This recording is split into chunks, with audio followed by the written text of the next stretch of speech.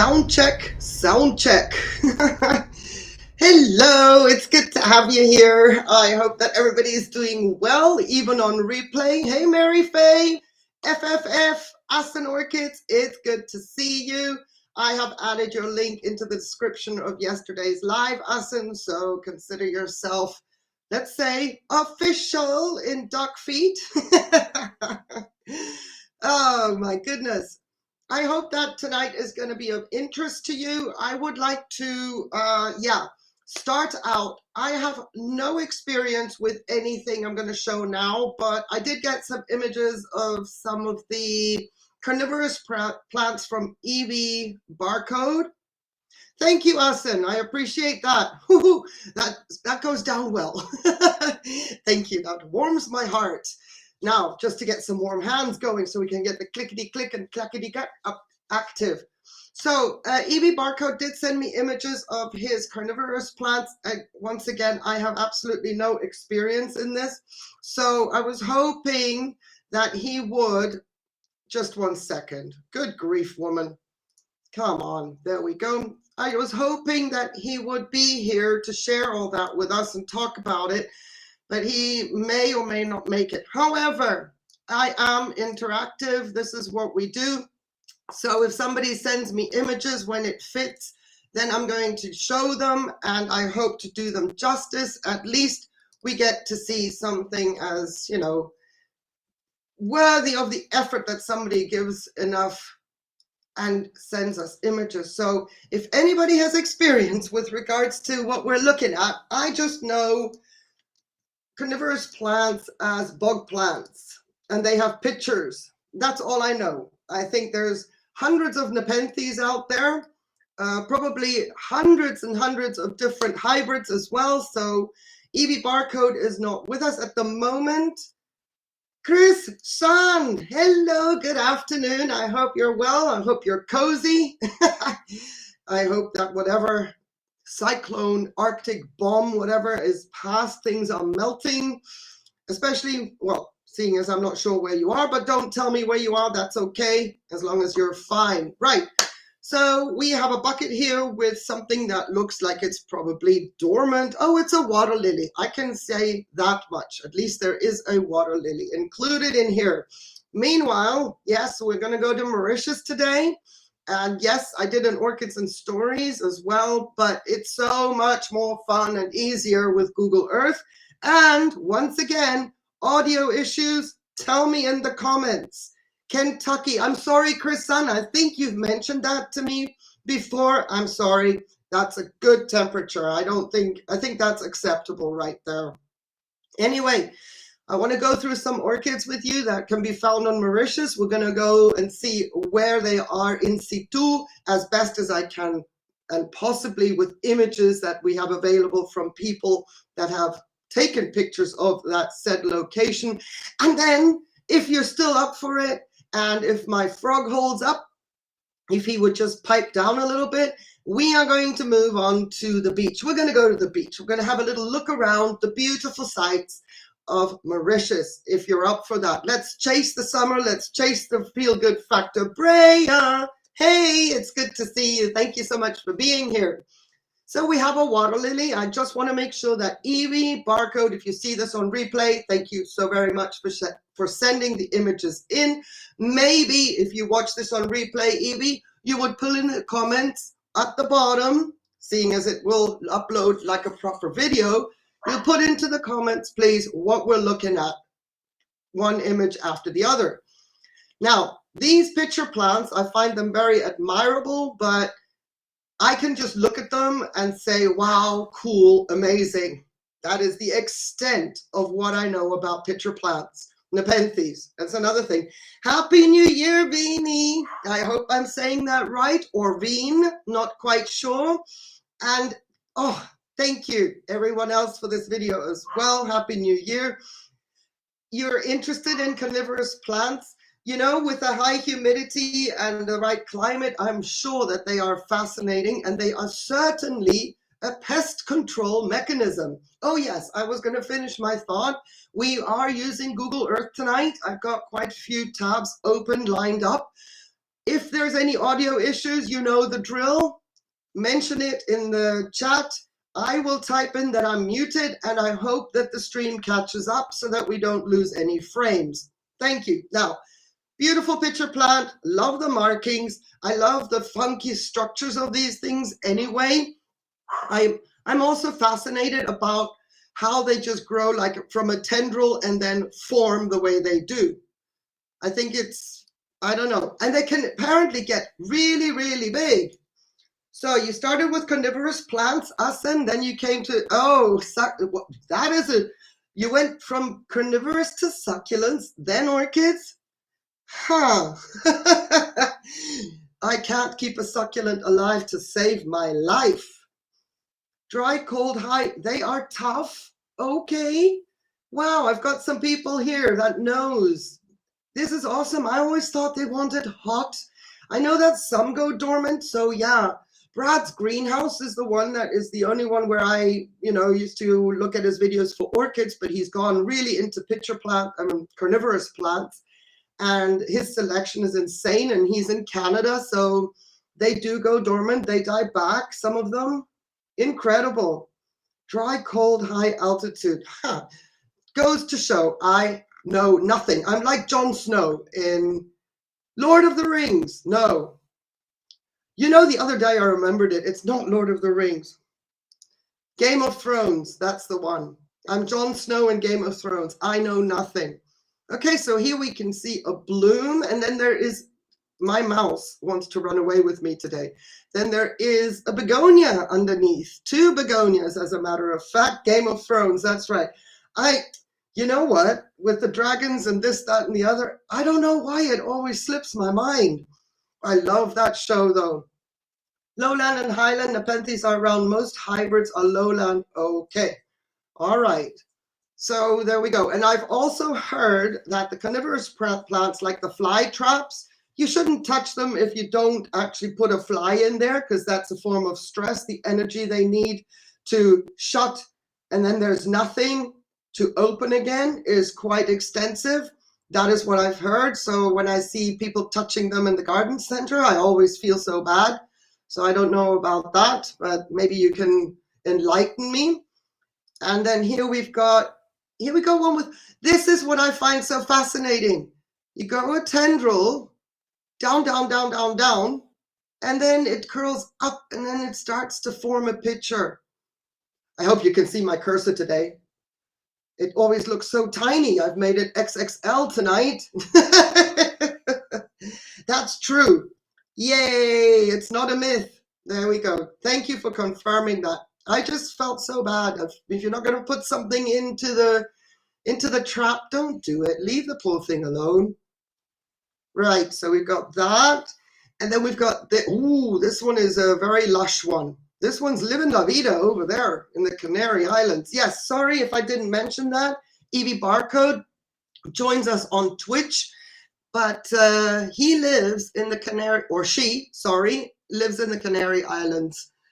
So the temperature is a lot milder than it is where I am at here on the southern point of Costa del Sol in Spain. Gibraltar is about 30 minutes drive from me. These are like living their best life. I would say these are high quality. They're in good shape.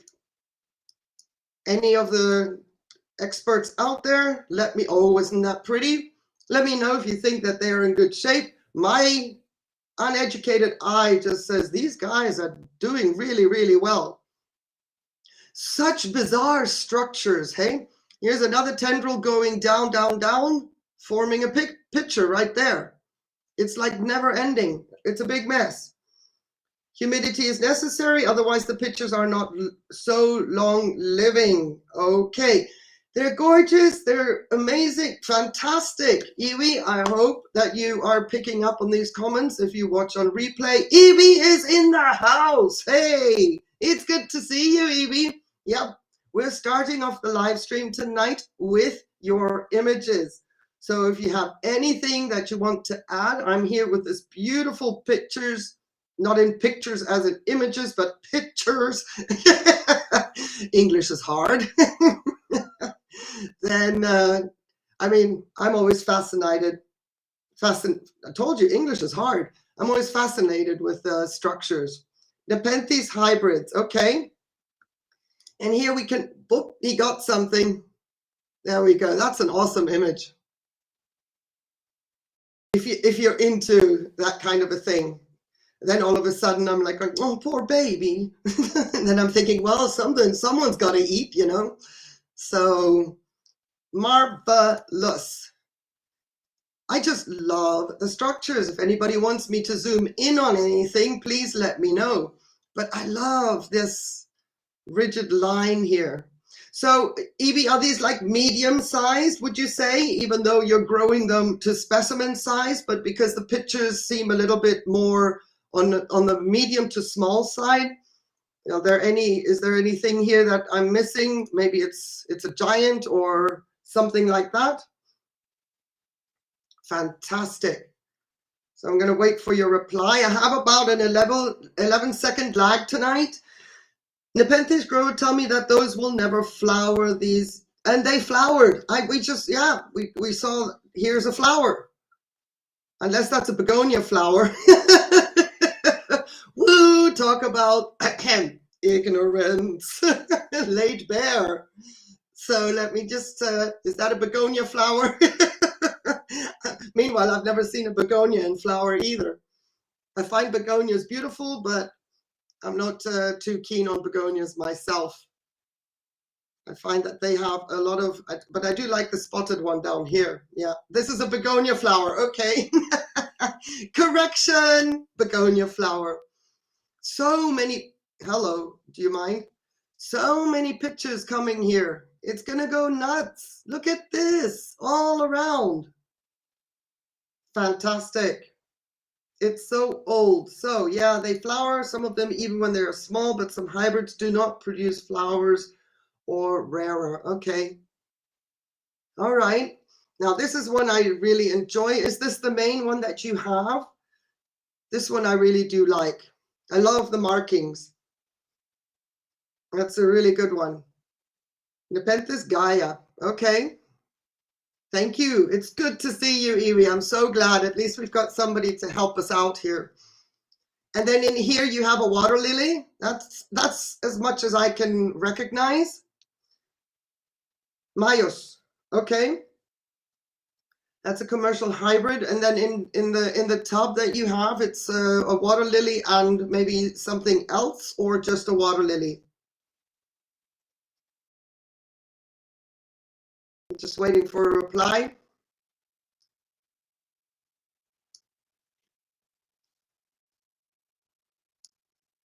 I am not on the YouTube side, so I'm hoping that you can hear me. Can you hear me? Lotus. Oops. Okay. It's good to have you here. Lotus. They're hybrids. Okay. So they're somewhat looking dormant a little bit. Are they going like dying back, and then they will start to pick up again when it gets really, really warm? Goodie. Thank you, Asen. Good. So a quick question before we move on. Before we move to the orchids, is this lotus in some distortion? Okay, I'm going to mute.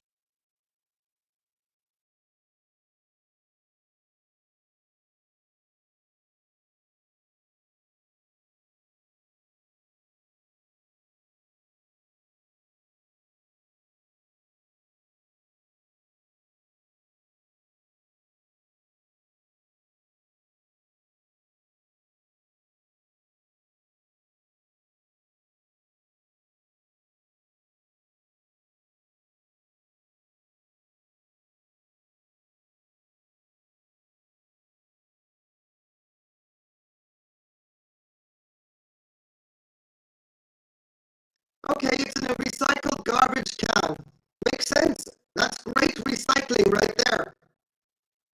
So I'm hoping that the crackling has stopped. The distortion has stopped, hopefully. Because I'm going to start going to the orchids.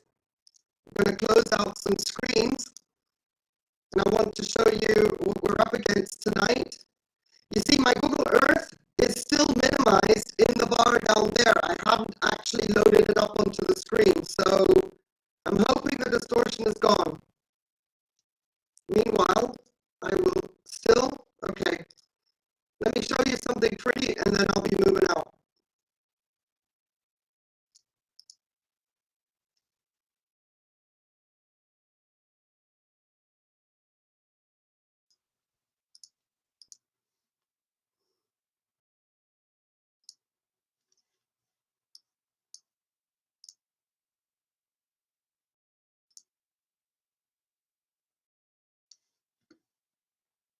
How bad is it?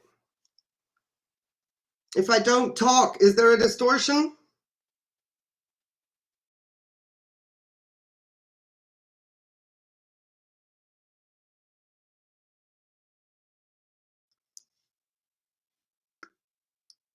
Okay.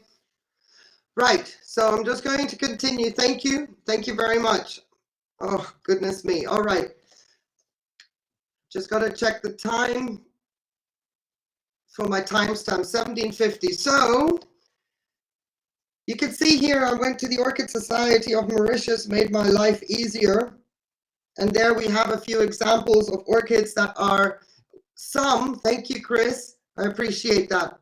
Some are indigenous to Mauritius, and of course, some names are a little bit more familiar. They're spread out over the archipelago. That could also include the Macalines Islands, which includes Madagascar and the Seychelles, but we'll get to that, and we're going to start with the orchids. I'm going to write that down. Okay, so I had a beautiful little venture this afternoon. It was kind of painful to watch and do, I must say. It's always difficult for me to venture into paradise when I'm kind of not really sitting in paradise myself right now. This orchid right here is not featured on the Mauritius website, which is a shame, but I wanted to show it to you anyway. We will go to Orchids of the Black River Gorges National Park. We will actually go there on Mauritius. That is the plan. I want to show you where this bamboo orchid lives in its natural habitat.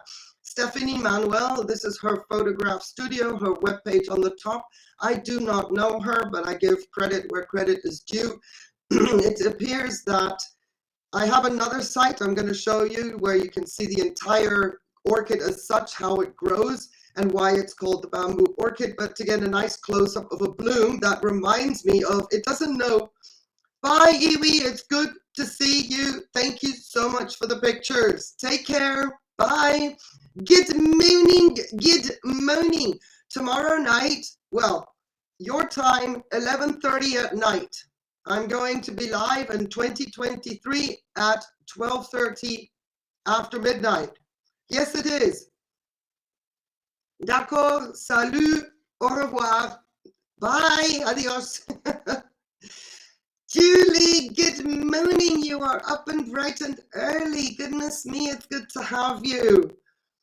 So I'll show you now the bamboo, but I wanted to also let you know that we will be heading to the Black River Gorges National Park, and I wanted to, showcase Stephanie Manuel.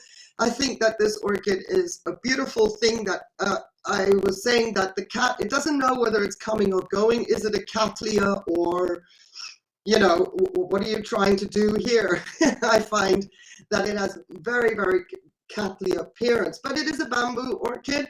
Never mind that. And the reason it is called the bamboo, we're now going to go to another image where we can actually see its growth habit, and it is quite fascinating. $27.50 is what you would need to spend to get this into your home. Now, well-draining soil, it is a terrestrial, but you see that image, I thought it was so pretty. It was a close-up, whereas we've got more images down here, but isn't that an amazing structure here? I think it grows superbly. Full sun to part shade, can get up to 150 centimeters. Oh, measurement conversion. Please do me, hello. Where are you? Are you mine? No. let's go centimeters to inches. So 150, 60 inches is how tall it can get, not necessarily should. But you see here, they say the origin is Southeast Asia. However, it also grows in Mauritius. Now, I would love to be in a climate where I could grow this, but it is a warm to hot grower, tropical, subtropical climates. Hey, Eliana, it is good to see you. Hi. I must say that it is so lovely to have found your YouTube channel. I was not aware that you had one. I was subscribed to your account, Eliana Valerio. I did not know you had a channel. We love orchids, something like that. Anyway, I'll put the link into the description of this live once I'm done with it. But thank you for being here. It's good to have you. So yeah, this is, I think, a beautiful, if you could only, thank you. Look at that. Tell me or tell me not, this is not, doesn't look like a cattleya that isn't exactly sure where it wants to go. It could be something, you know, like my Diana doesn't even know if she wants to open up or not. It's fantastic. I can't say whether she's fragrant. I couldn't find that information. You are lagging badly. I am sorry to read that. Huh. I hope that is not at my end. I cannot see any frames dropping at my end. So anywho, if you have the right climate, why not do yourself a favor and get yourself one of these? And why are these images not showing up? Hello, there we go. Look at that. Get yourself one of those and start creating a hedge. I think it's marvelous. Okay, so that is the bamboo orchid. I'm going to close out this window. Let's go back to my conversion calculator. Awesome. That was not part of the plan. You shouldn't see what's going on unless it's beautiful. And now we're going to go to Cynorkis fastigiata. And this is a web page that I have found, which I find somewhat interesting. It's a bit different. You can see blooming, growth, etc., etc. And if they, I've only just discovered this web page in the recent months, and it doesn't seem like their information is super complete. But when they do have a complete page, then this page gives you everything on one glance. Please don't, us in Orchids, we have plans. Stop. But this is wonderful because if you go into this webpage, they give you the globe, and then boop, boop, boop, boop, boop, you can see where all the orchids are located. And our destination is down here in the beautiful Indian Ocean. That is Mauritius, that would be Réunion, Madagascar, and the Seychelles. So Cynorkis fastigiata grows in those areas and looks like this. Isn't that cool? They seem to have a little similarity with regards to what we have already seen with the orchids in Granada. So they live amongst the rubble of the ground there. Pretty straightforward, 2 leaves and then boop, flower spike. And that is a seed pod. And then if it gets really humid, they'll also grow among the trunks of the trees or on a mount, depending. But look at how wet that area is in order to keep it alive. Do we have one more? You see how this web page is? I love it because it also shows you the size when they have all their information put together. Otherwise, you may just land on the page with the orchid that you're looking for, and all these bars are flat, so they don't have that much information. But of course, it's not in the northern hemisphere. That's why the bar is flat. And then you can see in the southern hemisphere on one glance what it is doing, whether it is growing, whether it's blooming, when it goes dormant, and then when it starts again. Starts again as in some remnant of blooms can pick up eventually. If the conditions are perfect, then you get 2 blooms a year. But I love this page. So now let me get back to my reference here. Let's go and check out Cryptopus elatus. The more windows I can shut down, the better it is for us, I think. hopefully, image-wise. Let's check this out. My background is on strike today, so we'll just leave it on strike. We're not going to test the system here. So Cryptopus elatus, you can see the little red dot down there. It is all by its lonesome. This is endemic to Mauritius, which is incredible. I love it when we get finds like these, and this is what it looks like. Huh. I got that lovely texture there, the crystalline, the white, it's beautiful. Looks like an epidendrum sort of thing, right? You got that column sticking out, the lip that's a little bit like separated out. I think that is always awesome as well. With the epidendrum, how they stick out. Got a terrestrial going on, more leaves than the other ones, so it is pretty much high up. We've got a seed pod. So it looks like an epidendrum in my books, and check out those roots. It is not a terrestrial, it's an epiphyte now that I see what it is doing. Judging by the picture back here, I would have said epiphyte. Maybe it's a combination of both, because reed stem epidendrums can also live in soil or, you know, well draining sand kind of coral-like media. So there we go. If somebody put this on into a box for me and said it was an epidendrum, I would have believed them. If it had bloomed by that time, I would have also believed them, because this looks like it's got epidendrum written all over it. Daniel Bartholomew, thank you very much. November 23rd, 1990. That's how close, no, not closed. I'm clicking closed. That's how old that picture is. So Cryptos elatus, endemic to Mauritius.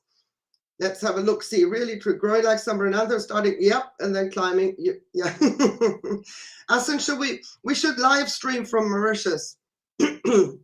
Oh, can you imagine if between the two of us we can get our channels to get going, and then we can do a field trip together, and then we can be like the roving orchid reporters. We are in Mauritius, we are in the gorge, and this is what we found, blah de blah. Wouldn't that be wonderful? Okay, we're gonna close out Cryptopus elatus. Oh, my background isn't failing me. And we're gonna move on to, let me just click out this window as well. Awesome, cleaning up. Let's go to Aeranthes arachnites. Now, I did not find that fantastic webpage to have any pictures, any information on Aeranthes arachnites. So I went and just looked up some images so that we can at least see what this orchid looks like. Comme ça. It's in a basket up on a tree trunk, but look at the length of those spikes. I have to say, I'm a sucker for long spikes. I would, you know, if space wasn't an issue, if my climate was ideal, I would be all over orchids with long spikes. I would have a lot more of them. Let's see if that picture can clear up for us a little bit. That would be awesome. Would you please? Are you going to clear up? We don't want the cookies, but there's a beautiful image as well. So I believe that this one also grows in Madagascar. Being an Aeranthes wouldn't surprise me, but I haven't studied each individual species or orchid that we're looking at tonight to make sure that I know what I'm talking about, but at least I know these can be found in Mauritius. There we go. Beautiful bloom, spotty leaves. We talked about that in last night's live. Doesn't seem to affect the orchid one bit. And then you get them in little, and clearly, clearly they will also bloom while they're quite small, even though they can get quite large. Fantastic. I love these kind of things. All right. Our next orchid is, close that out, an Angraecum, aptly named Mauritianum. Oh my goodness. Will you let me? Thank you. We've got guests in the house. Please do your work. There we go. We're back to my plant net page. And you can see the two dots on the map right down here, Mauritius and Ile de Réunion. right next to each other. This is where this orchid grows.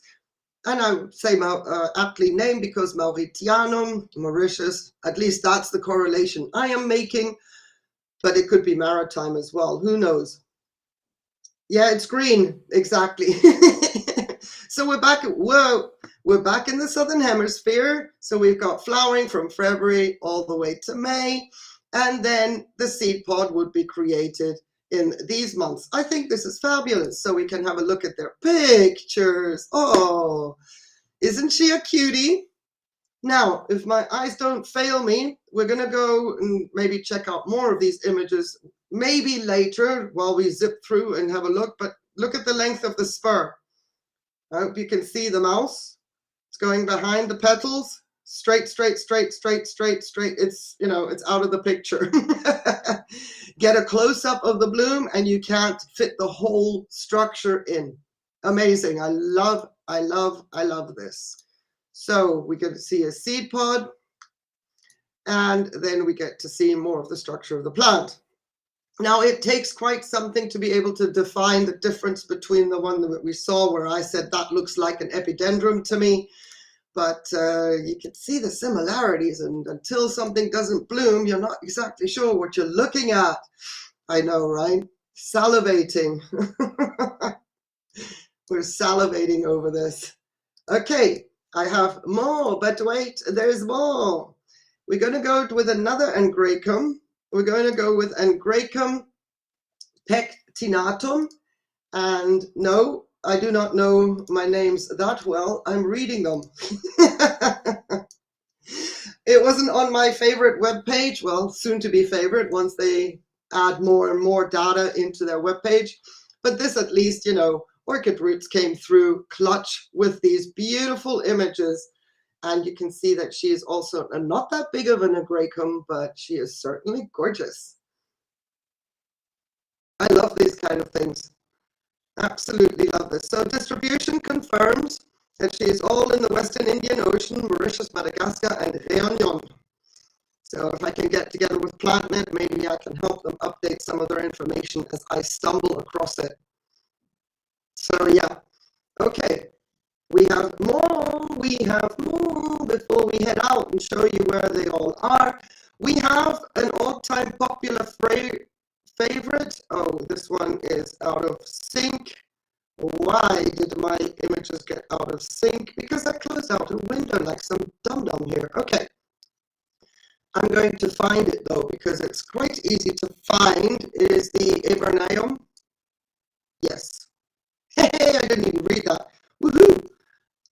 The erberneum, because a lot of people in the YouTubes are actually growing them. So just for the sake of reference, I am going to pull up some images because gorgeous, gorgeous.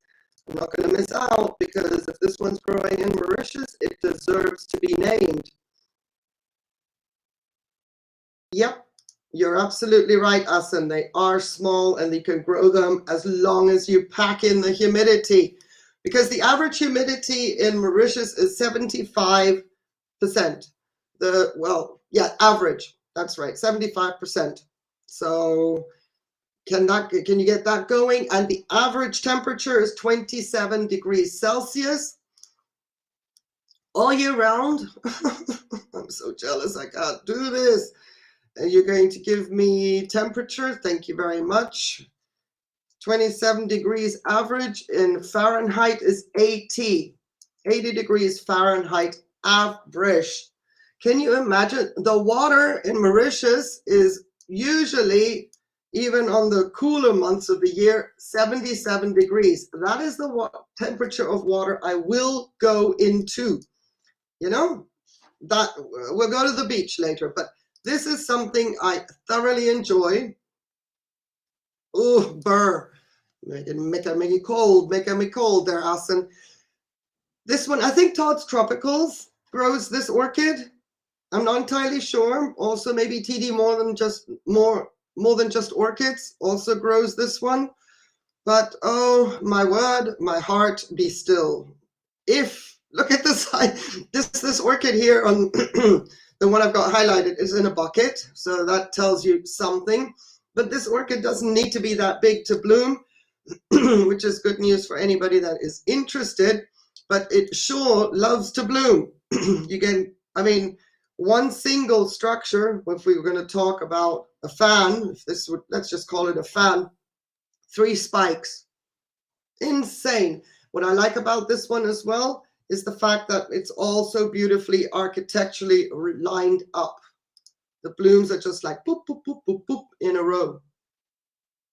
It makes me miss my Plectramynthus caudatus very, very much, but I bit off more than I could chew there, which was a huge shame. See, it doesn't have to be big to bloom. To me, that is an orchid worthwhile having. You're not waiting gazillions of years for something to bloom. Okay, now we are going to Beclardia macrostachya. Let me make sure I get that right window there. So that this one is also, to my understanding, endemic to Mauritius. No, the Mascarene Islands, Madagascar as well. Okay, so there you go. You can see all the leaves. If it's not in bloom, you wouldn't know what you're looking at. Looks very similar to other Angraecoids, in my opinion. But isn't that gorgeous? Look at those blooms. Oh, there is something about white blooms. You see, I want to really highlight some of the, there we go. It looks like it can be in shaded or in full light. I mean, check this out. This thing is up on a rock and, you know, open and exposed to the bright sky and all the elements. Let's check and see. Elevations up to 1,800 meters. My calculator, I'm jumping from 1,800. That in feet is 5,905 feet. So still just gorgeousness, gorgeous, gorgeous, gorgeous. We've got a bit of a misted look here. Let's get to the close-up one right there. So to me, it looks a bit of a combination. I know, right? Full sun, combination of coleogeny, a bit of dendrobium, like a tokunaga. The petals, I know they're not spotted, but you know, the shape of the petals. The lip has very coleogeny texture to it, in my opinion. Fantastic. Absolutely fantastic. And then the leaves, in my opinion, unless this is a fern, the plant is back there. I was going to say, it looks like a Mysticidea, an Aeranthes. It's a fern. Don't let me mislead you. The orchid itself, the foliage is back there. It's just gorgeous, isn't it, Fernando? Look at that. Oh, ooh, making me salivate. Making me salivate. And all of that on an island that you can drive around within 1 hour. What's not to like? Paradise, paradise. Close another window. Sound is holding up. Last one we're going to look at, one of my favorite little ones, and I hope I still have it. And if I don't, why did I close that window out too soon? We're going to look at a Jumellea. Let me, there you are. It's a mess on my screen. Jumellea recta. I love my Jumeleas. I do. Also because we're going to go and look at some pictures, but because, you know, small, compact, beautiful white blooms. And look at here. She is exclusive to Mauritius, endemic there. So we got the Southern Hemisphere, growth, growth, growth, and they didn't add the data for blooming, but I do believe it would bloom, well, like mine does. Mine bloom, if it's anything to go with my arborescens, it blooms around June, and the blooms of my arborescens are not very long lasting. So the images that they have for us is a leaf. Looks like an arborescens leaf, but a little bit bigger. And then the whole orchid. And this to me, sorry, but this to me, the first time I saw it, it looked like something. Oh, I'm sorry. Yes, sorry, I didn't see your comment. I'll show you. We'll show you Mauritius on Google Earth. So it's just a dot in the ocean that actually the marker dot even covers it because the island itself is even smaller. This looked to me like a bromelia. I know, stretch your imagination. But again, I'm not into these kind of plants. So when I see something like this extending out with a long, long stem from where it is attached, and then it comes out with broad and wide growth patterns, and there's several fans on this one growth, I would say, bromelia. No, I wouldn't. Now I know better, but if somebody were to say, give me two comparisons, I would of course know this is an orchid simply because I grow a Jumellea and I know what they look like. But she's a big girl. She's much bigger than mine. The arborescens is small. This one looks like quite large. So while I'm here, let's look at Jumellea, not gem, recta in images because cute. Okay, let me make sure I do pick the recta because they are clowning us. Little Caspars, very, very similar to the Jumellea arborescens, but I think the size makes a difference here. I'm not entirely sure because my Jumellea arborescens looks like this, but as I mentioned, she is smaller. She has the same bloom structure. So I would say that these blooms, oh, so cute. These blooms are not very long lasting either. But here we go. Oh, this is the Alcatron. That would be a no. We're not looking for that. This is the one I have. So the arborescens, I can see a difference now. If I'm not mistaken, the spur, no, it's got nothing to do with the spur. The arborescens has a curved back spur. The recta has as well. Has a curved back spur. Isn't that amazing? So they may be going by size. I like to figure out why people do the names that they do. I know mine isn't a recta because mine isn't that big. Your confusa flowers may a week or so, not longer. Yes, mine, a week? Yeah, absolutely. The only thing, oh, an orchid delivery, congratulations. Orchids in the house. Congratulations, Chris. I'm so glad that they actually arrived and they are here. They didn't have to wait another weekend. That is awesome. Unpack if you want, and if you want to share, don't let me stop you. But let me tell you something. If somebody had said mine was a recta and then I would see these images, I would say, no, mine is mislabeled. Then I would have difficulty finding mine. But having said that, the arborescens was in this image as well. Beautiful. Mine lasts about a week, but what I like about the Jumelias is that multiple spikes come out of the same leaf joint the more mature the orchid gets. I hope I never, ever, ever lose my arborescens. I would be so sad because I got her as a tiny, tiny little plant and she is just going boom. So touch wood, we don't lose her. Right, we're going to close another window and we are going to go to the last window I have open. We are going to go to Mauritius. We are on our way. So let's do that. I have taken some notes so that I don't forget to take you places, depending on the length of the live. Yesterday was a marathon, in my opinion, but I'm so appreciative of everybody that stayed. So here we are. A very familiar view. We have Mombasa to the left, and then we have Mauritius all the way down here, past Madagascar, yonder. The name is so long, you can't even see the speck in the ocean. Réunion is just southwest of Mauritius. Now, with my dad, we would go straight. I sometimes saw the tip of Madagascar, but the hazy horizon of land at, when you're looking through binoculars, not any closer than that. And then we get to Mauritius. So Let's buckle up our seatbelts or strap in, because I'm going to do it this way. We are going to fly there and let Google Earth do its magic and just enjoy. Let's see if we can do this with a little bit of tunes in the background. Let's get a little bit of that, club vibe going. Da, da, da, da, da, as they do.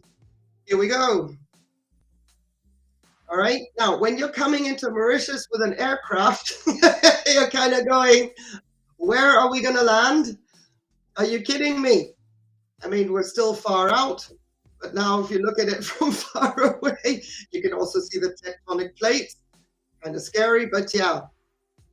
As you come in with an aircraft, it is a bit of a scary proposition. But then, come on, behave yourself. Maybe if I get rid of this window, because I think I know where I'm going now.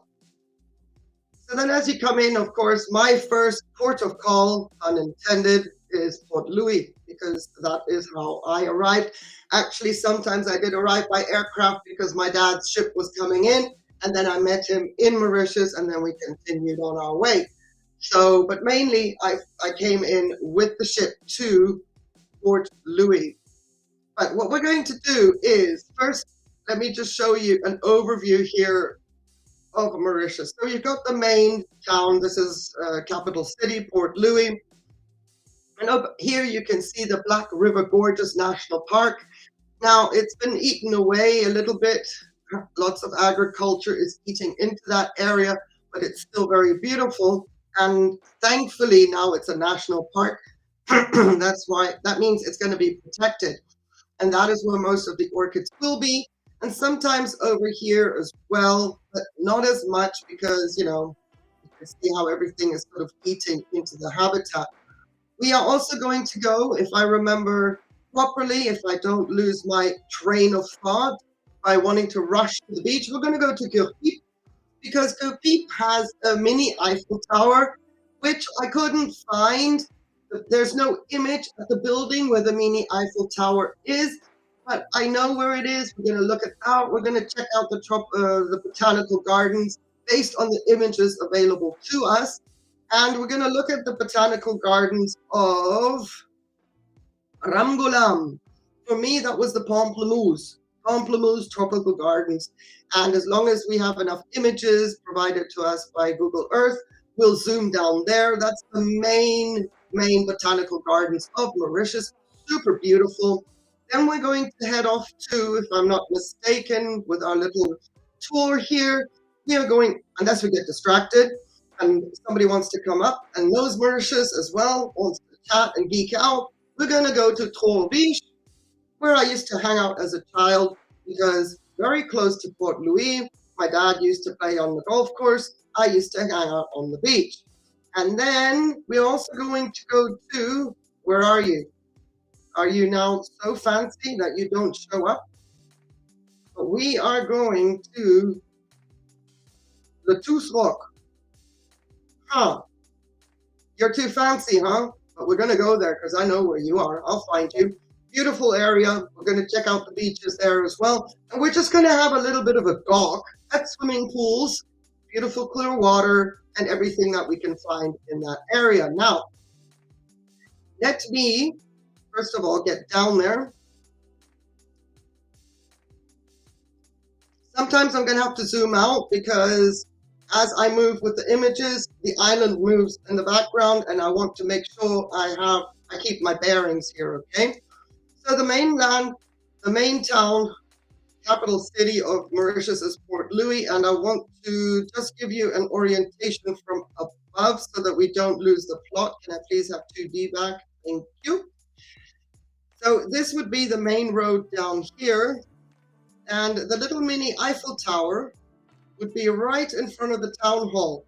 Now, if Daniel Gilan ever watches this replay, he is from Mauritius, and Daniel, should you, by any chance, watch this replay and hear what I'm saying, please correct anything I say in the comments, because I'm going by memory, all right?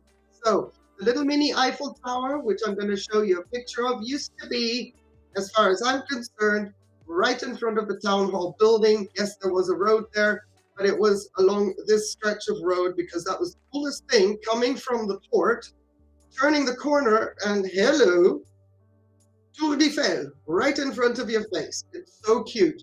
Let me show it to you, seeing as I'm always talking about it. Make sure that I get it right, otherwise we're going to land in Paris. Which is not a bad place either, but I want to stick with the Mauritius. All right, so don't laugh.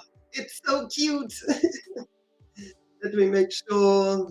Let me take you away from Google Earth for a minute. At least I'm going to give you a visual so that you know what I'm yapping on about when I say small. Because there it is. This used to be, from my recollection. Yes, there is, Chris Sun. There is in Troux, there is scuba diving. Whereas I used to go snorkeling in Mauritius, I used to scuba dive in Kenya, but not in Mauritius. The snorkeling was so easy, and actually, if you really had enough time, which I did back then, you could snorkel with your eyes because the depth of the water is so shallow and it is crystal clear. You can see everything right through the water. Amazing, absolutely amazing. All right. Isn't that so cute, this little Eiffel Tower? Now, I'm going to show you another picture, just out of proportion. It is next to a residential building, which now is in Cryptopus, so it moved to the residential building. Don't ask me why it would be at that building. Somebody must have thought, yeah, unless there were two, but I doubt it. I cannot imagine that somebody would destroy the one that was in front of the town hall of the main street of Mauritius. And I know in my memory, I am not mistaken. I've been to Cryptopus a lot, but I am not mistaken. I was not at this residential building, and I saw the Eiffel Tower surrounded by greenery with the lanes and a big building in the background. And that is how we drove into Mauritius back in the day in order to go to the market where, we did some wonderful shopping and spices and all that fun stuff for chef. So that is the proportions to give you an idea. Now we'll go back to Google Earth and continue on, because if I keep referencing it, it's just not right. I'm doing it the wrong way. Hang on a second. That's the wrong tab. We're going to go key. Okay, so now we're going to find ourselves some images, and we're going to go down. So we've got a beautiful lookout point here, right by the port. If I remember correctly, this is an aerial view. Take us there. Okay, so we have a drone shot here. There we go. So basically here you see the main road. And to my understanding, unless this is another mini Eiffel Tower, I can't zoom in far enough to tell. It looks like a fountain to me now, but my eyes may deceive me. But this is, to my understanding, where the mini one stood. This does not look like the mini Eiffel Tower in my books. It looks like maybe a fountain or some kind of monument now. So there you see the main. Oh, please. Stop. Take me back. I'm sorry. Excuse me. Low budget production here. Make sure we get back to the. I did so well to find the drone shot. And of course now I'm in ground level. But anyway, let's turn around. The waterfront, fantastic. Nothing much has changed here, except that this is not what I wanted to see. This looks like South Africa to me. There's a lot of look who's here. Annapolis, Maryland. Veritas. You're far from home. You are far from home, but I see why you're here and not in Maryland. That's funny. So this looks a lot of like the waterfront of South Africa to me. Now, bummer. Where's my aerial? Where's my drone shot? Come on. I was doing so well. There was a drone shot in here. Is it going to take me just because I'm tapping the water? Thank you very much. Okay, now we've got the back views. The waterfront is behind us, and we're looking out into the entrance of the port, a beautiful sunset. And we would be right along these lines here with the ship. Very small port, nothing much to see here. But oh, for goodness sake. I'm a little bit trigger happy tonight. What I wanted to do was show you. Come on. We were friends. Ooh, that's naughty. Okay, so what I wanted to show you was actually more of the coast from the air. This drone shot was fantastic. Why is this causing so much headache now? Have I only got so many tabs I can touch? Maybe I only have so many goes. Sorry about that, guys. I will try not to zoom out, okay? There we go. You see the mountain range? This is a volcanic island. And it's not just flat and tropical. There's a lot of contours here. So the beautiful resorts are all in the distance over here. Biches and the Tousserok being around the corner in the back. Typical tropical island. So we'll go and check out the streets down here. We'll go a little bit to the street level. Actually, no, we're not. We're going to the park. That's what we're here for, the orchids. So we're going to zoom right out. And if we want to go shopping and check out the street and the venues and everything like that, we can always do that. But we're going to go south. I know it doesn't look like it, but it's south. Right, let's get in there.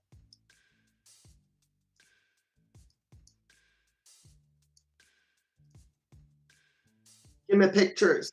Okay, take me to a road so we can see at least the contours, check out the elevations and such. And am I on the building site? Sort of. Anyway, so we get the picture here. Ooh, I love these. I call them palm trees. I don't know what they are, but I love them. So we'll take a little bit of a drive. It looks like our Jeep is back, the one that we had in Mombasa. Similar vehicle. But you can see the vegetation. It's all a little bit diverse. I don't see much, these are the ones that I really like. Giant bananas or whatever. I'm not entirely, but birds of paradise possibly. There's more right here. But the road stops eventually, seeing as they're keeping this as natural as possible, which is very, very positive in my books. So many of the names here are in French because once upon a time, Le France, Vive la France was here. So let's go to Alexandra Falls and see. Thank you, Strelitzia Jup. Thank you, Hassan. I appreciate that. All right, let's have a look around. Tree ferns, nature parks. I find that the shrubbery is not as dense as I would have expected. Backyard Studio, thank you for this image, I appreciate it. And this is very, very typical of Mauritius. There's a huge cultural melting pot. Excuse you. Beautiful shoes, madam. But there's a huge culture pot of very, very many Asians, but they are now sort of like, their own native people. If I don't get the right nationalities, forgive me for my ignorance, but pretty much you get the idea that at least in some areas, it's not as dense as I would have expected. It looks so much more lush and green from the outside, but of course we came to a touristy open area and there's a parking lot down here, or wouldn't it be lovely to hike there? I wonder if they do Zimmer frames. Because I would need a Zimmer frame. So what image have we got here? But this is pretty much the area where we saw when we looked at the orchids. This is pretty much the vegetation, leaf litter. And now we're looking into something that's a little bit more congested and dense. This is what I remember the roads to be like. I'm so glad to see them upgrade. This looks like a lot of, now I would say eucalyptus, but I can't really see the foliage because if I zoom in, I'm going to get kicked out of this again. But I find that eucalyptus had a lot of this peely bark as well. But this foliage here doesn't look like eucalyptus to me. It's pretty, isn't it? Absolutely love it. Lots of pines as well. Underbrush. Gorgeous. I hope they never ever have a fire. I hope. Okay, so imagine that with 27 degrees Celsius. Let's see what we've got there. I don't want to be at the information camp, but oh, look at this. Let's go to the viewpoint. Let's see if the viewpoint has anything for us to look at. Oh, I just love the greenery, you guys. And dies. Krasimir Kakalechev. Really appreciate that you took an image up here and that you posted it to Google Earth because this is a treat. It is. Look at the view. Oh. Oh my goodness. Just take a moment here. I mean, this is why I can't. If I were to ever travel, I can't do groups. If I was in a group and I came up here with a little minibus or something and we only had, let's say, 10 minutes before we had to go and move on, I would just say, just leave me here. I'm done. I'm fine. Leave me here. Let me sit. Let me enjoy. I know, right? Isn't that beautiful? Ooh. So I want to make sure that, we're looking east. No, now we're looking west. Sorry, we were looking south. Hello. Yeah, that would be me. That would be me.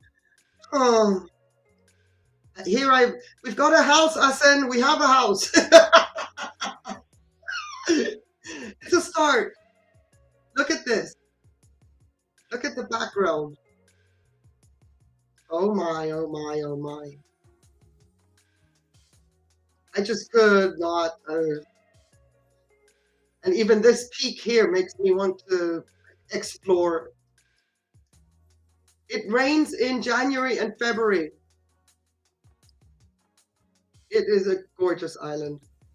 It rains in January and February, and then it's just humid, humid, humid, humid.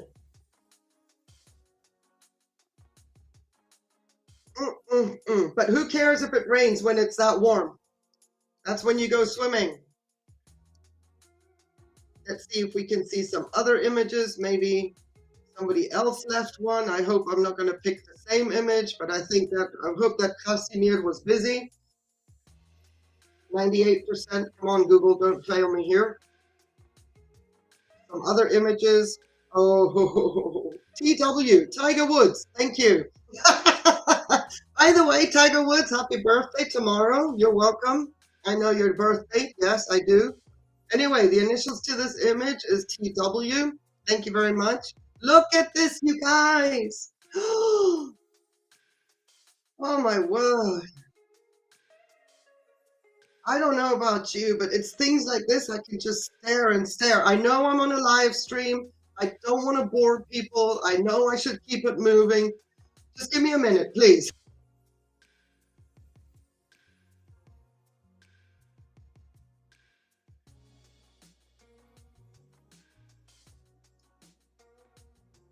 Oh. And now knowing about orchids and everything and having delved into it, I know, right? But you see, just having delved into it, it's like, when I look here, I'm like going, down here, maybe, down here, over there. Oh, beautiful, just beautiful. This is what just, oh man.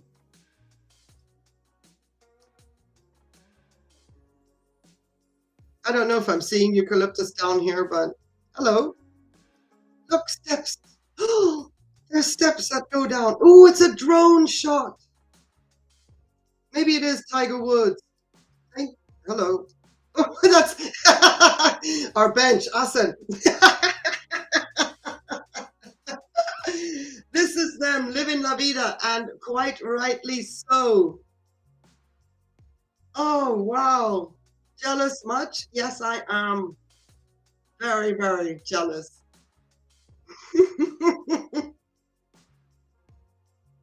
I love this. Absolutely love this.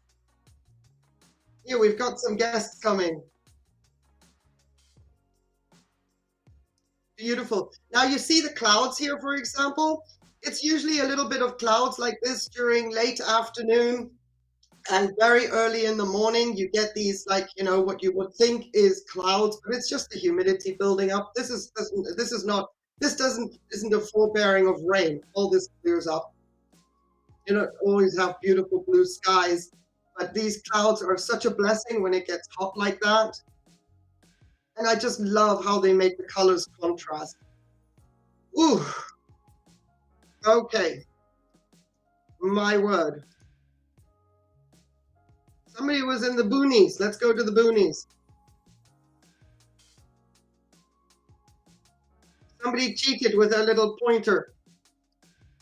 You're not in the boonies. You didn't put it exactly. You're not precise. But isn't it funny when you do this, you see people and then you take another image and they're gone and there's other people. Okay, let's go. Let me get out of things so that we can zoom out and find some more pretty things and see if we can find Plateau Resmus. Oh, if there's any, we've got one image there. There's a kiosk. Let's get some refreshments. Ah, excuse me for invading, but thank you to Daggett Harvey. Thank you very much for this image. Appreciated. Oops, it's a crowded place. I guess it must be a little bit easier to get to as opposed to the other one. Ooh, foliage. Close up. This was the first attempt at a house, Asen. It didn't go so well. Wonderful. Now let's see. Do we get a view? Or a little bit more in the bush? Right. I think we found actually the best point, the best lookout. You see how the globe just switches with every turn that I make. Let's see what we can get as far as refreshments are concerned.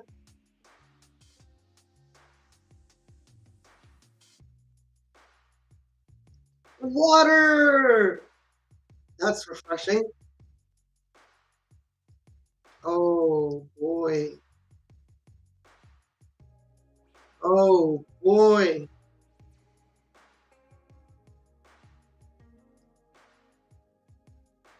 Wow.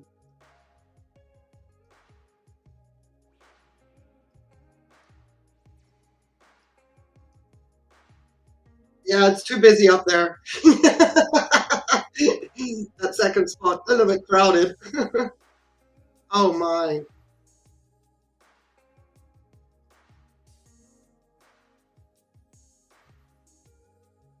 Peter Löwe. Ja, Peter Löwe, vielen herzlichen Dank fürs Bild. Thank you for the image. Appreciate it. That's awesome. Oh, I'm just a gawker. I'm sorry. I'm sorry. I have to stay focused here. I can't forget that I'm not on my own. So there we only have one image along the Rivière Noire. Resmus, we went up there. We were at the Matcha Bay viewpoint. Is there another one? We've got. Ooh, are we going to? Oh, you ready for this? You ready for this? Let's go.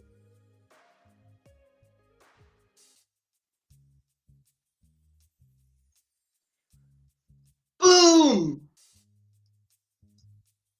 Struck gold. Mark B, thank you so much for this image. Oh, my heart. Ah, oh, wow. Now, I wish I could point out everything that I'm looking at, but I'm trying to recognize if I see anything that I can recognize and visualize with what town, etc., but I can't. I remember these peaks so well. So Port Louis must be in the background there. Look at this. Orchids, orchids everywhere. Beautiful. And you think when you're looking at like this, it's true actually, you pretty much can see water all around. Well, you can't, but you get that impression as you go around the image, water all around. So yeah, you can, for me, it's just amazing. 1 hour, you can drive around. I wonder if we can find that pico there at some point. I mean, that's an area I would want to go and explore. So Mark B, thank you so much. We went to the Black River Peak. Let's zoom out and see if we see another one. So if that is Black, I've lost Black River Peak. But I don't know if he was looking out over this little pico here. We could have our own island. Just look at that water. Okay, we're going to do a quick detour. We are going to do a quick detour on, oh, please. Oh, there's it is. There's that little peak. Oh, unfortunately, the image is a little bit detached. But look at that water. You can snorkel from above. Beautiful. Hello. There's a cool one. So you come here by boat. So that would be your ride.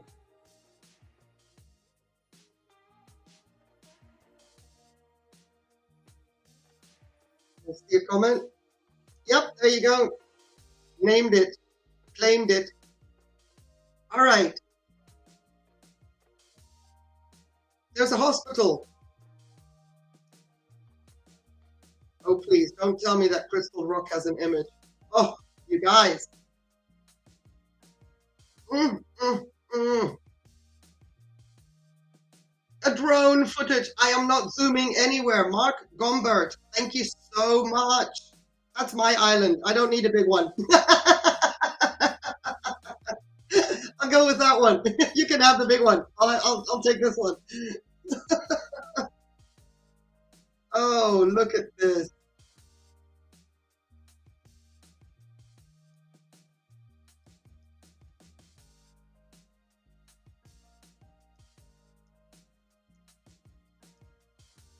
Look at this. So I think Port Louis is over there. Mountain range looks super familiar. I cannot tell you how grateful I am to my father that he had the vision, the insight that he always had me join him on trips like these where it was feasible. So you can see where it drops off really deep. The beauty about Mauritius as well is there are no tides. If there is a tide, it is so minimal, totally minimal, that you don't even notice it. Like in Mombasa, the tide would actually just, take all the water away. Underwater waterfall.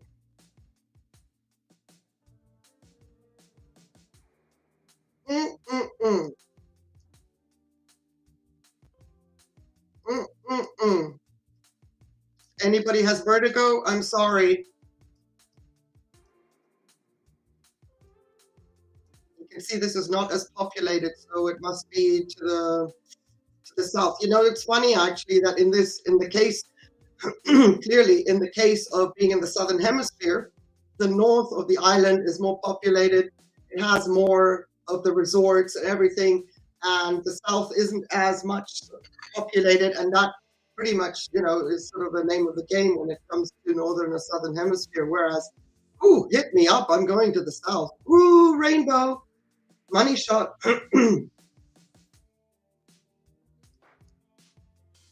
Wow. You see how deep you can see?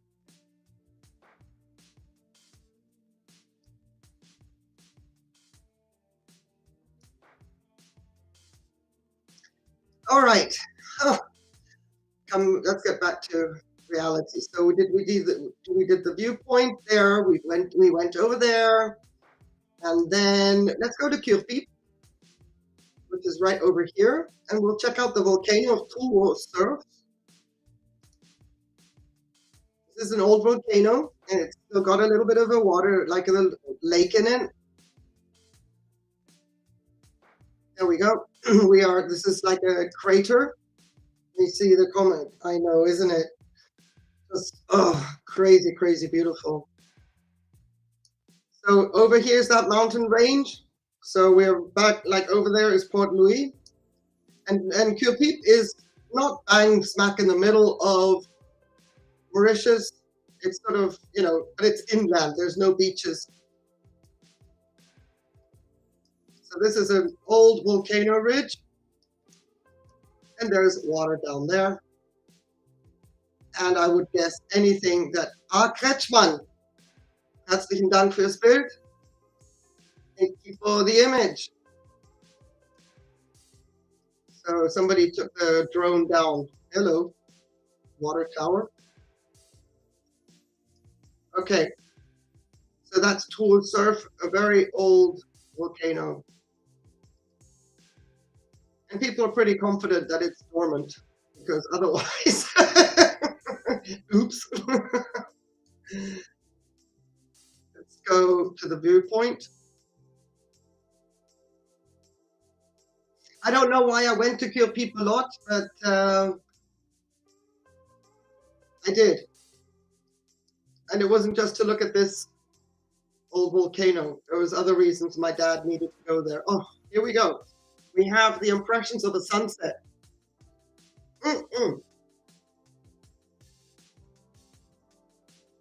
Gorgeous.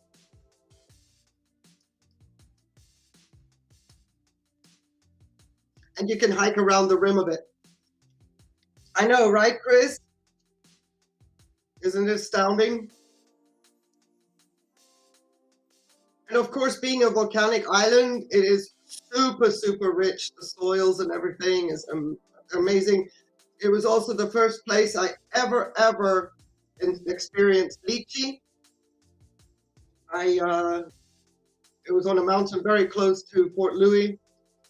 We drove up there on the lookout point. I'm not sure if I'm going to be able to find it because there's so much development has happened. But because I like tamarinds myself, we're going to head down to the Tamarind Falls and go and see if we can see a little bit of what's going on here. Amazing. I don't see any falls. Ah, there they are. Just amazing. And my mind is just thinking orchids, orchids everywhere. Just amazing.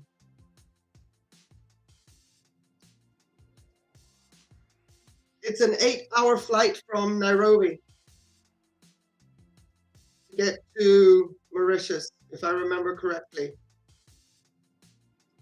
And I think it's a 4-hour flight from Durban, South Africa. So you get a lot of South Africans coming here. Let me just check the comment. I love the, I know. It's just amazing. Let's go and see what Vol au Vent has to offer for us. Let me make sure I'm not going to take you on something that we don't. Vol au Vent has no images, so we'll stay away from that. Okay, right, let's get our bearings. So we went to Kirpip. I managed to remember that. Oh yeah, and Kirpip, of course, is where the that little mini Eiffel Tower is. Let me just get my bearings again. There we go. That's Kirpip. And little Eiffel Tower is over there. Now, there is something else. We've looked at that. Go to Port Louis. So, what I find funny here is this name, balaclava. Let's go. Oh, good peep. We went to the botanical gardens. Yeah, but first I want to go here so I'm not losing track of the stream. Yeah, you do that. 15 hours from Amsterdam, yes. And I remember Frankfurt was around 13 hours. That's right. We're going to go to the main botanical gardens. I know I can go back to Kilpeep if people still want to. I just don't want to skip going to the main one. We're going to go down to the Lotus Lake. Make sure I hit it with the first image. The big Lotus Lake. Something that maybe Kiwi Barcode can grow. Where are you? That's not it. It's long rectangle and it's probably covered with baby algae. There you are. Boom. Let's see if this image gives us what I'm looking for.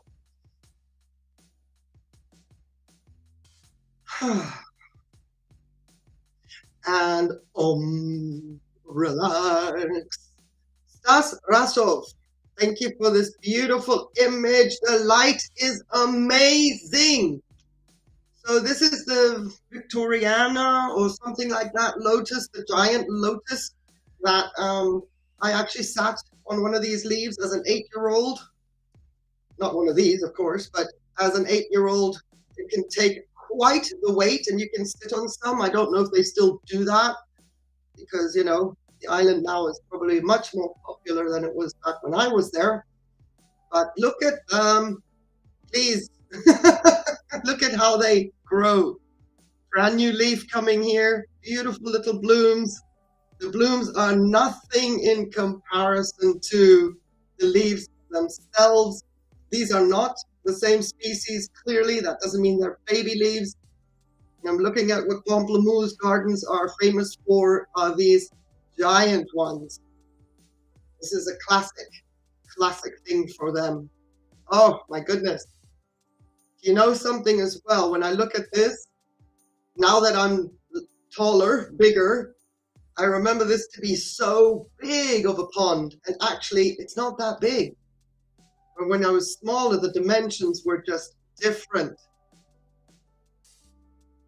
So you see, I always thought that this was such a big pond, and then you're down there, and it's really not that big. So let's see if somebody else is going to spoil us with another one. What are you telling me? So we're going to, there we go. Pretty much, was that the same image? No, we've got more people here now. The first image was nice. We got such beautiful light. I spent hours in this park. I can't actually say that my father was a plant guy. Whether he was or wasn't, I can't remember as such, but we spent hours here walking around. And these are some of my favorite palm trees still to this day. I don't even know their name, but they're just beautiful. Look at these are lotus. Iwi, if you ever watch this back, I know that these are lotus. Now that I see them growing the way they are now with their leaves all the way up there. Lotus silk being one of the most expensive in the world. I don't think these are here to grown for harvest. I don't think they have enough of land to be able to grow lotus for their silk. But Mauritius has gorgeous silk. I wouldn't exactly claim to know that it is made from lotus itself. The most amazing procedure of extracting silk from the lotus stem. Incredible. You have to crack it and then very gently start pulling it. And then you get strands, the fibers come out. They're ever so thin. It's like microfibers. Fiber optics, sorry, if you want to think of technology and micro, it's like fiber optics. Looks a bit windy today. So we've explored that. Let's go to the big lake and see what we can see over here. Or maybe we can go to the tortoise pen afterwards.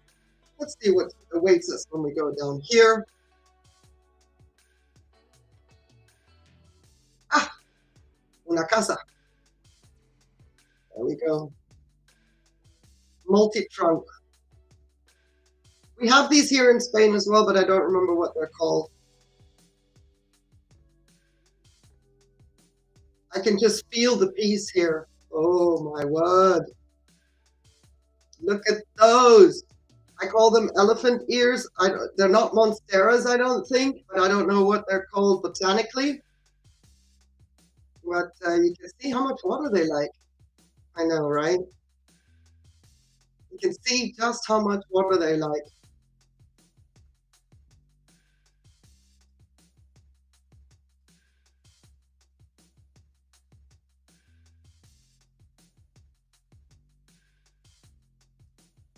This is a mango tree. I know that. Not because I remember, but I mean, I've been around a lot of mango trees. Isn't this just beautiful?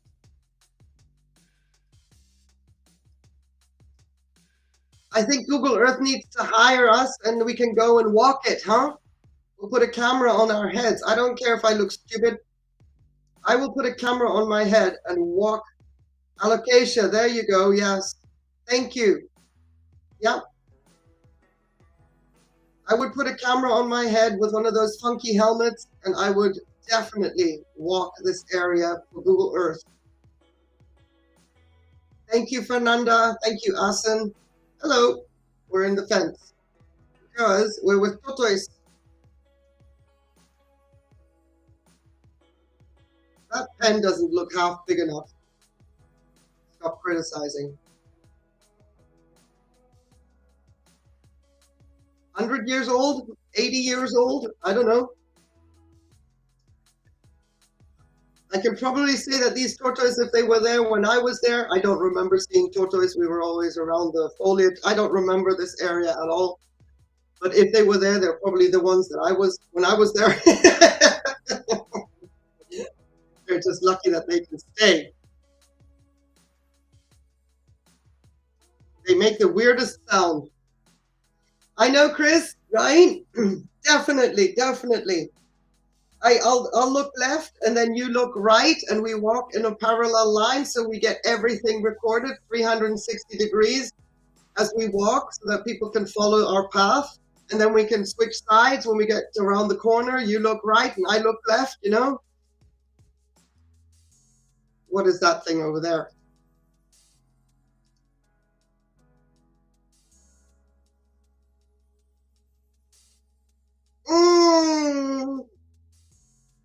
Me likes it. Whatever it is, I like it.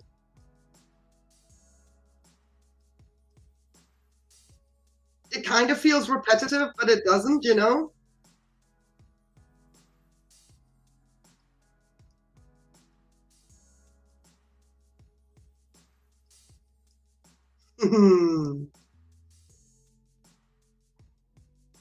Pretty, pretty, pretty.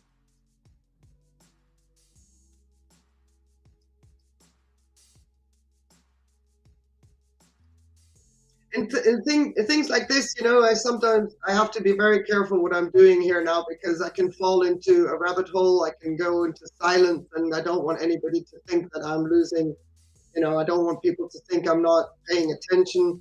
I don't want to bore you. In the right climate, right? Give them the right climate, and it's heaven. Oh, we can walk here. Look, Chris, somebody came before us. They were drunk. They're not going in a straight line.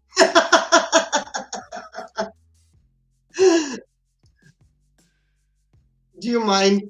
Look at them. They're going all over the place. Ooh, this is pretty.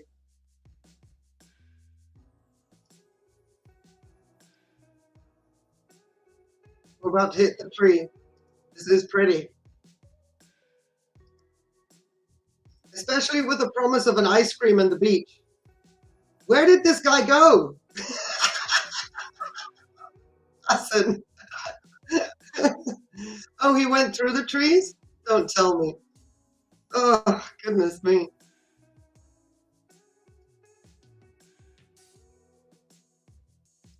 My German laugh would just boom around this place. I would probably have to contain myself if I was with a group of friends. I would probably be like, I would just be high on life walking through a place like this, and I would get all silly. The nitrogen giggles would come.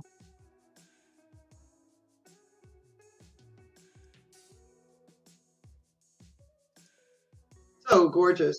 By the way, the live stream tomorrow night will be after midnight my time, 12:30 as per usual. We're gonna have Rare Roots of Joy.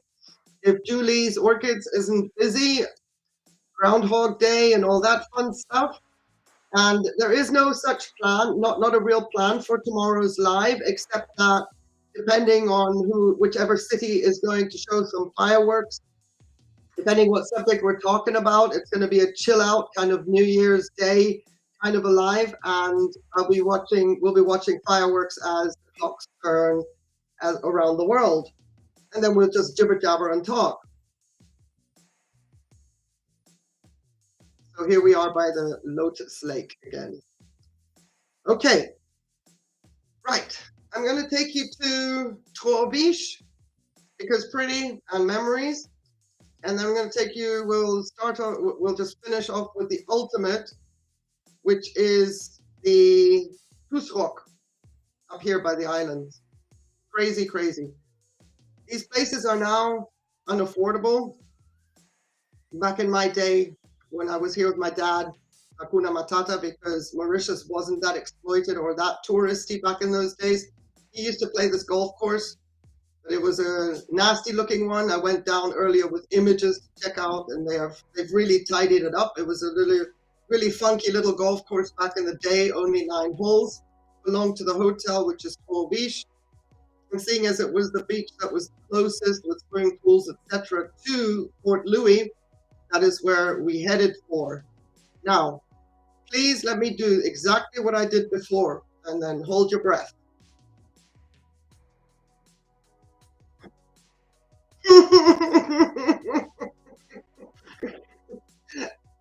Give me a moment, please, just give me a moment.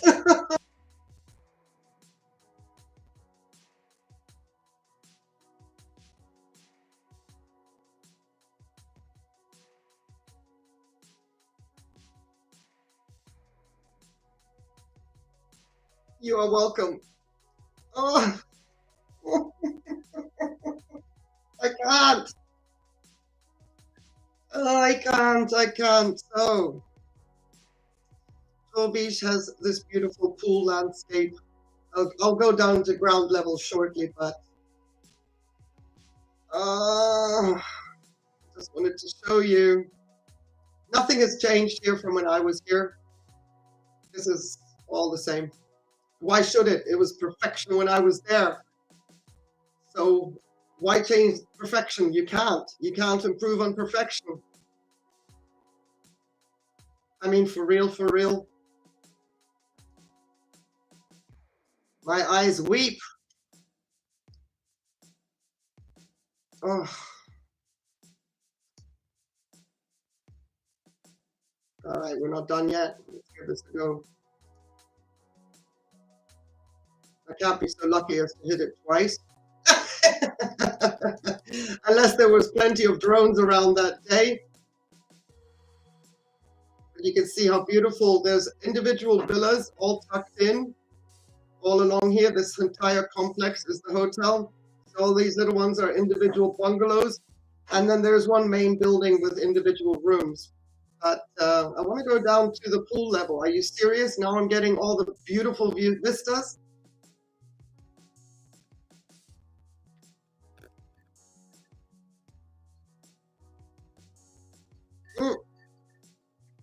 You're welcome. Here we go. All right. Mai Tais for everyone. Barefoot, sarong, that's it. We have just come to see some beautiful orchids, and now everybody gets a Mai Tai or whatever. and we can go down to the beach and enjoy it as well. Destinology, thank you very much for this image. Oops, I didn't recognize the two drone shot people. But yeah, Biches is still gorgeous.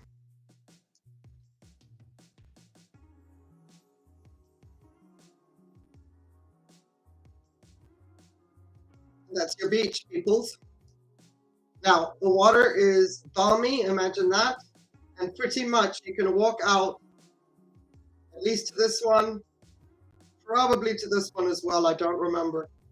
It was quite a distance. Again, I was young, so everything seemed a bit bigger and longer. But you're not even swimming at this point. You're still about knee deep, maybe to your thighs, if that. And all the while you can look with your eyes, walk the water, and check out the wildlife that is beneath your feet if you stand still. And there is no cold feet here at all. It's fabulous.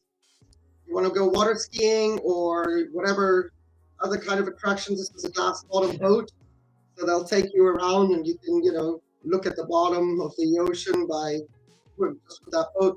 They'll take you out to the deeper waters and then you can water ski. It gets a little bit rough out there. Funny enough, everything here is so protected because of the reef. It's paradise, people. I can't describe it as anything else. Now, I'm biased with Kenya, but I have not been to another island as beautiful, as calm, at least it was back in my day, as Mauritius. Where everything's perfect. The weather is perfect. The lifestyle is perfect. Even people that are living there are perfect. Arlene, hello. It's good to see you. Thank you for being here. The people there are perfect. Now, they get monsoon winds where sometimes they will just, back in my day, cyclones would come and hit the island. The buildings weren't, for the people that live there locally, they were usually the correlated, I'm not sure if that's the right word, but the warped iron, those iron sheets. So there would be litter along the road from a previous cyclone. I remember telling the story of the cyclone when I went to Mauritius one time, and all the streets were littered. And then people would, there was no fighting over the material that was littered around. People would be carrying back what they needed. If they needed a roof and they found a slab that was big enough, they would carry it home. There was no fighting. They would just rebuild their little, their homes by whatever was lying around in the street.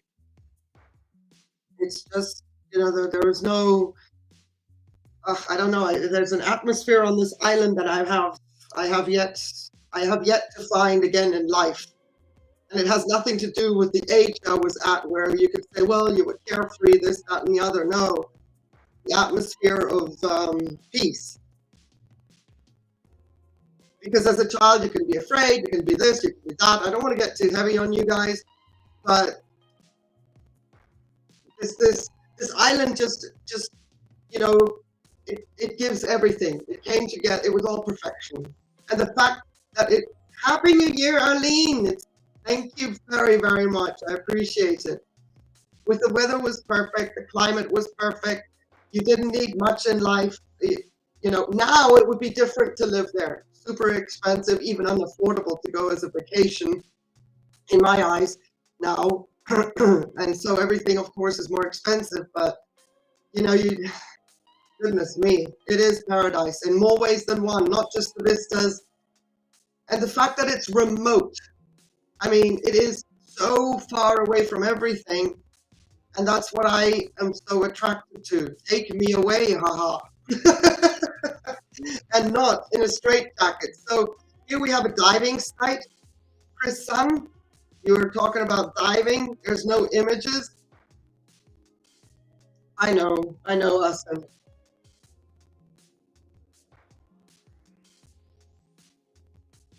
Kretschmann with his drone again.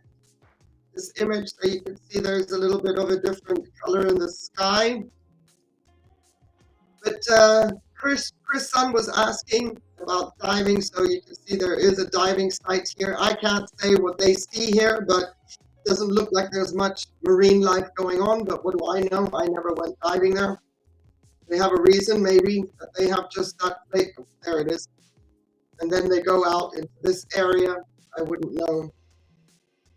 So, yes, and of course, with the diving site comes the scuba diving. So let's go to Le Tousserok. And if they're so exclusive now, Graminifolia is beautiful as well, extremely developed. Graminifolia was like the Wild Wild West. It wasn't like this, with so many buildings. Yikes. Graminifolia was supposed to be reserved as a natural resort, like a natural park. So this is Quelle Surprise. We stay along the French theme. This would be too much for me already. I feel crowded. We'll go back to the gorge. There you go, diving world, Chris. There you go. All right. So I've moved that. I've moved the globe, but Graminifolia was actually it was more like a marine park. There was hardly any building. So we have to go up this way. Come on, don't fail me. Ooh, here we go, here we go, here we go.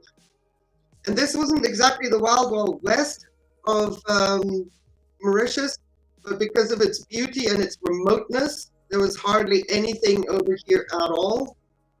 We got some towns, which is fine, but it doesn't look too... Here they poudre d'or, that is golden powder. I wonder, I would say golden sands, but that doesn't look like much of a beach over there. And it's still remote. Yeah, it's still remote. Even though it's one of the most beautiful places when you're in a boat. Poudre d'or surprises me that this area is called that, seeing as that would refer to golden sandy beaches. More like a lava rock. No wonder it's remote without the beaches. But yeah, I'm glad to see that it's still remote because people can still be bringing in sand, etc. I like it. Although these guys are new, but I guess that comes with the development. I really want to take you to Tousserok. I'm getting distracted. I'm sorry. And if I can't find it with my eyes, I'm going to type it in and we're going to do the fly around. Tousserok is now also a destination of the European Golf Tour because of their golf courses up there. Just make sure we're hitting the right one. It's now the Shangri-La. Well, go figure. That stopped our beautiful Ile au Surf. This is what made me angry. They've got a golf course on there now. You can see that Ile d'Est is still, untouched, and so was Ile au Surf. Leisure Island, well, yeah, of course, but nobody else can afford to go there now because there's a golf course on it, and that annoys me when people put their playgrounds where nobody else then can go. Hey ho! So Le Tousserok was a destination back in the day. It took a little bit of, it took a bit longer than Trois Biches, obviously, but now it's one of the top. Now I know it's Shangri-La, it's one of the top destinations. But you see, when you look at Trois Biches, you can see how beautifully the bungalows were all embedded in with the palm trees. And I think that Tousserok also has their own little bungalows as guest houses. This is just not my thing. Kenya has a lot of these kind of structures as well. Pay about maybe 600 a night, euros a night in Le Tousserok, all inclusive. Beautiful part, and it's the northernmost part of Mauritius. So of course, they've got pretty much the creme de la creme of the island to themselves, and then they went and also destroyed an island for a flippin' golf course. I mean, I'm a golfer. Please don't get me wrong. I'm a golfer, but there are limits to this becoming something that not everybody can access anymore. Victoria Falls in Zimbabwe, oh my goodness. Arlene, you're in Victoria Falls. I never went there. I wanted to so desperately. Yes, they are. And this is how they are. This is not, you know, you can see, you can go down and see it. I never got to Victoria Falls. I would have loved to have gone there. Mm, for sure, for sure. But in comparison, if you're thinking of going to, if you're going to Mauritius, I would always recommend Beach. You're also closer to the town where you can go shopping. It's not that far of a drive. Excuse my reaction there, but now you can see how crystal clear the water is. And this guy, I'm almost certain, yep, you see they're lying down on the sand. They're not floating. That's how shallow it is. Isn't that beautiful? You can just walk and walk and walk. It's good to see that here we've got locals. Isn't that majestic? I'm sorry if I'm repeating myself.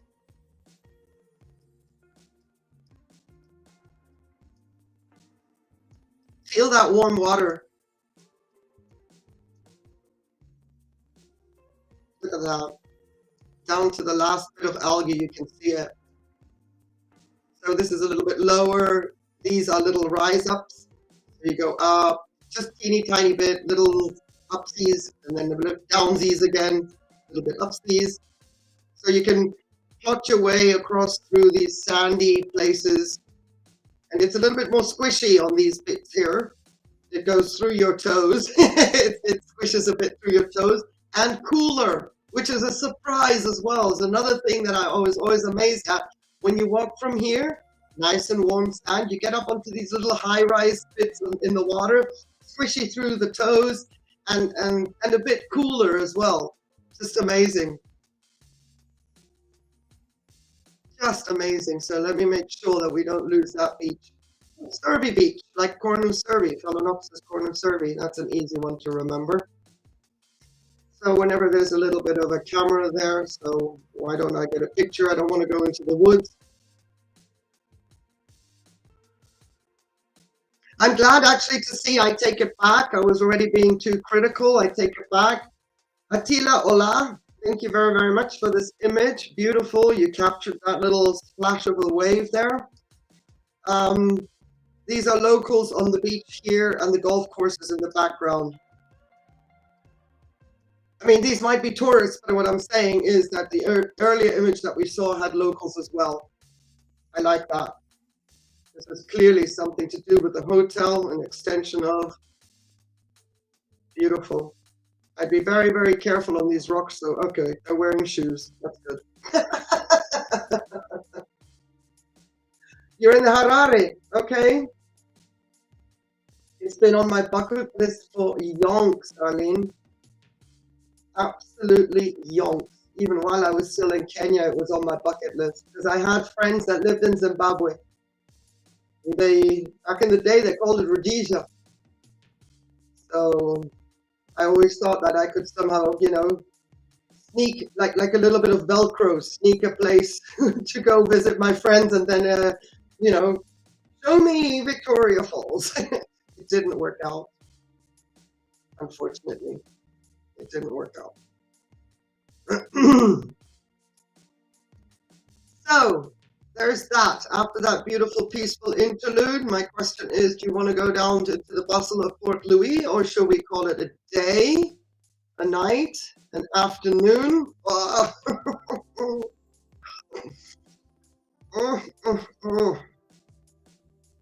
There's nothing. There's nothing here. No pictures. Nice. Sad for us, but nice.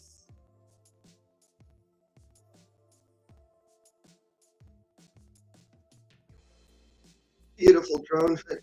Those are fisheries. All these bits here, be it for oysters or just regular fish or something, usually clams and such. It's good for nature, yeah. Andreas Bulan, thank you so much for this image, for taking us at least to this remote point. Hello.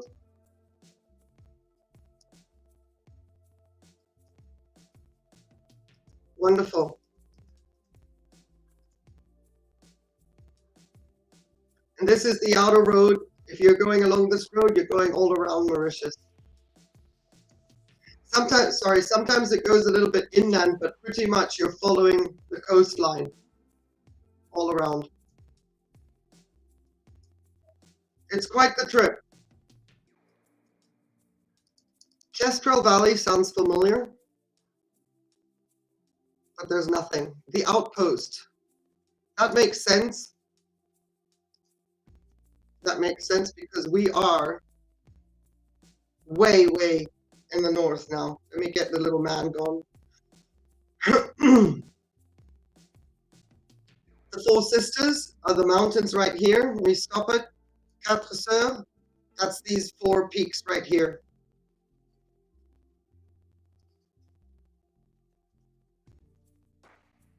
We'll go back to 2D.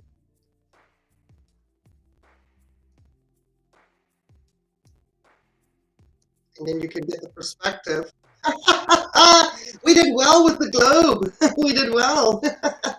I don't have to readjust. So you can see our trip was arrival at Port Louis, went to the Black River Gorges, went to Cryptopus, stop it with the mouse, went to Troux, Grand Bay, and then Le Tousserok up there. So if you want to go down to the streets of Port Louis, I'm open for it. Just let me know. Let me know how you feel. We're up again 2 hours. Boy, I do get carried away, don't I? Make sure I can see the chat. Meanwhile, you can also do the excursion yourself.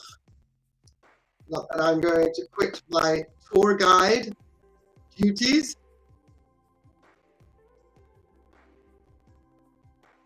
I never went to the National History Museum. I was at the bank a lot. And the Market Street, I don't remember which one. Google Earth is in this one. We'll go there, but it was a very tight street with lots and lots of goodies left and right, spices and flavors, and this wasn't it unless they have completely modernized it. But this was not it. Spices and flavors, the sounds, the smells, delicious street vendors, you name it, it was all there. But it was a street that went off. We turned off from this road to the left. We always did that. So somewhere in here is a fabulous little market street, unless it's not there anymore. The wrongs, the colors, the people, something like this. Boom. Not as modern as we see here now. The wares were all on the streets, fluttering in the breeze. There we go. Nailed it. There we go. That's the street, but I don't think I can get us down there again. So I'm just going to leave you with this atmosphere. Talk about the spices and etc. etc. The smell here was amazing. And the sounds. But I do remember going through a part where it was all clothing, the sarongs and everything would flutter in the breeze, and you were walking through like alleys of silk and color, and amazing, just amazing. And all of this is grown on the island. So apart from the hotels, I doubt that any of these street vendors themselves are importing. It's all produce on the island. Jason, say. I hope I'm saying your name correctly, but thank you so much for this image. I'm so glad I found it.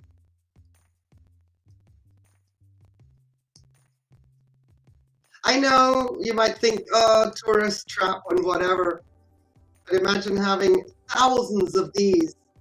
I think they've done it on it's like a shopping mall now.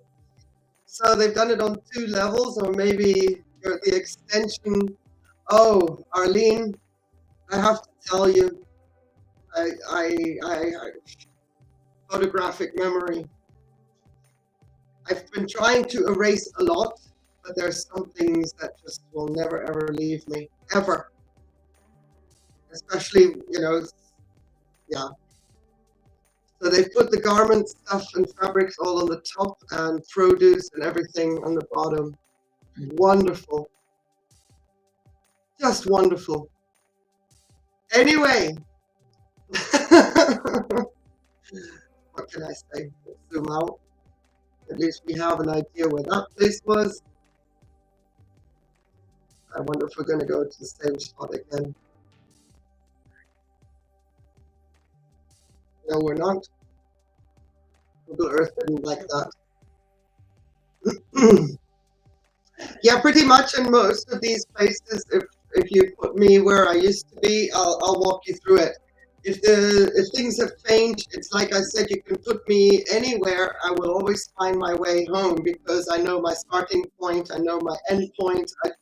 And this is what I was talking about. I'm so glad I went here. It's a little bit more with hangers and stuff, but if you think all these garments and left and right and you're fiddling your way through the alleys, but yeah, you can put me somewhere. I'm on a landmark. I'll look at a color of something.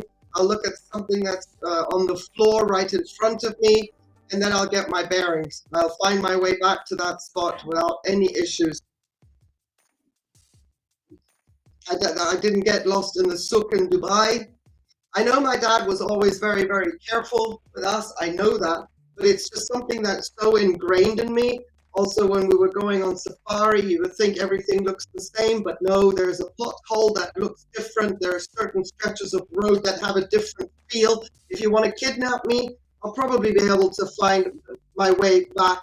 Let's just say if somebody were to rescue me and they don't know, I will tell you where I got nabbed and where I was. I do believe I am that acute with regards to my surroundings, which is a good thing, but also a bad thing because it drives my daughter nuts. I have to sometimes sit around and just be very, very quiet, especially in the car. You know, I'm that passenger. Not because she's a bad driver, but because I've just become really geek, you know. So, I think with that being said, I'm going to love and leave you. And thank you so very, very much for being here. And I appreciate your company. I hope that you enjoyed our little tour, looking at the orchids and then finding our way to Mauritius. Hello, Konrad Molnik. Thank you for this image. To Mauritius and, well, yeah, sights, sounds, smells, impressions. Hope you have yourself a wonderful, wonderful rest of whatever it is that you are doing. And tomorrow, if you're around, I will be eventually at 12:30 on the New Year. Make sure that you get to New Year's. Anita, it's good to see you. Thank you so much for being here. I appreciate it. I will be here depending on what you're doing. You can hop on or hop off at leisure, at your pleasure. I don't know for how long. I will have Sharon with me as a guest. And I will have, hopefully, maybe Julie, if she's around, that would be amazing. And then we're going to see what's going on and we'll take it from there. Thank you so much, Eileen, for that. I appreciate it. And know that one day, if you want, you're always welcome to come up and talk about Zimbabwe and let us know about it. And you can tell me the flight path and we'll go there. Huh? Thank you, Fernanda Nascimento, Orchids and Succulents. And this is what I would do if I could just get my internet to work properly, because I want to highlight comments. And I can't seem to do it on the YouTube side now at the moment either.